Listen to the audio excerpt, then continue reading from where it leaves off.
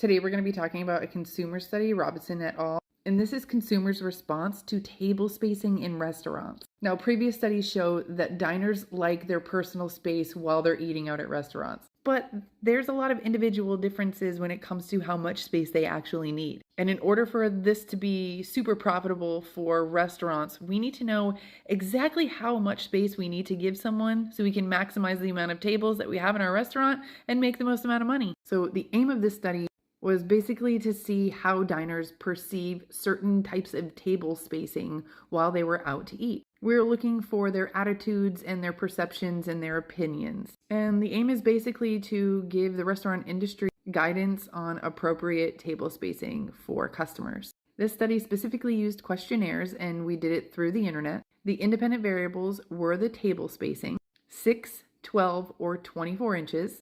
And along with that, we wanted to know if there was a correlation between the table spacing and, what the occasion was when you were going out to eat. Whether was it business? Are you with a friend? Is it romantic? Is the table spacing different for each of those? And the dependent variable was the emotional responses of our participants using a Likert scale. Now, our participants were randomly allocated to one of the 9 types of independent variables. So, for example, you could be one of these 9 parts of the independent variable.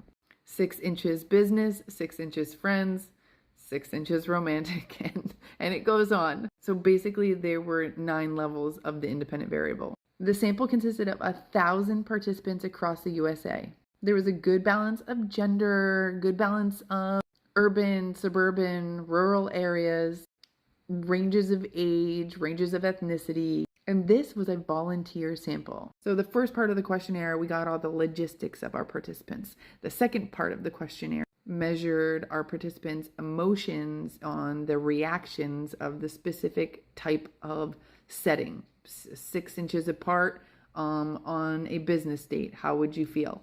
And the Likert type scale that was used went from 1 being strongly disagree to 7 being strongly agree. And the results showed that there was a huge difference across all 9 independent variables. Close table spacing made people feel less private, more crowded, and less likely to have a positive experience. And those with the 6 inches distance between them and another table were more likely to be concerned that other people were overhearing their conversations, or that they were possibly disturbing other people's dinner. So those imagining a romantic scenario showed significantly higher stress levels, less control, and more discomfort with the 6-inch spacing in comparison to the 12 and the 24-inch spacing.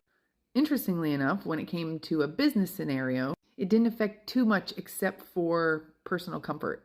Dining with friends, though, did prompt some levels of stress when positioned very close to other tables. And we did see a significant difference between genders. Women showed significantly more stress, less control, and more discomfort than men, whereas men felt more arousal at each distance.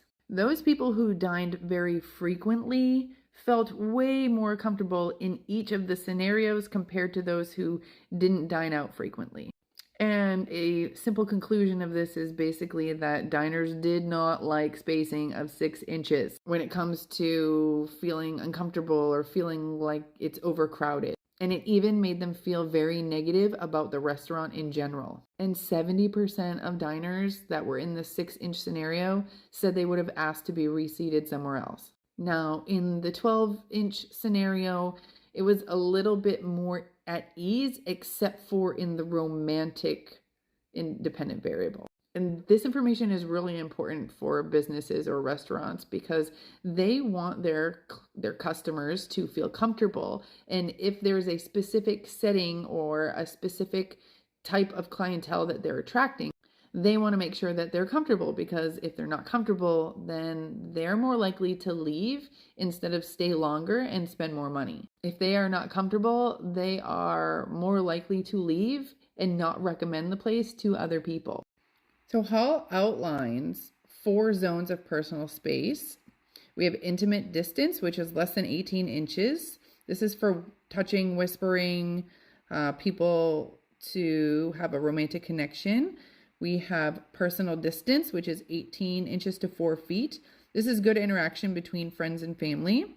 We have social distance between 4 and 12 feet. This is for interaction within or between acquaintances. And public distance, which is approximately 12 feet or more. This is for public speaking or formal interactions. Now, although Hall did not complete the study that I just talked about, this is where the information is coming from. Here we have personal space, and restaurants, it's consumer, right? Consumer, how are we willing to spend our money?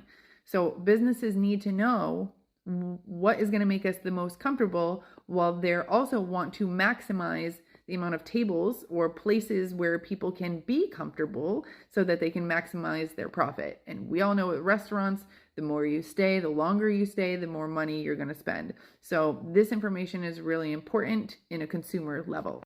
And it also lends an ear to how complicated people are and how complicated their personal space is.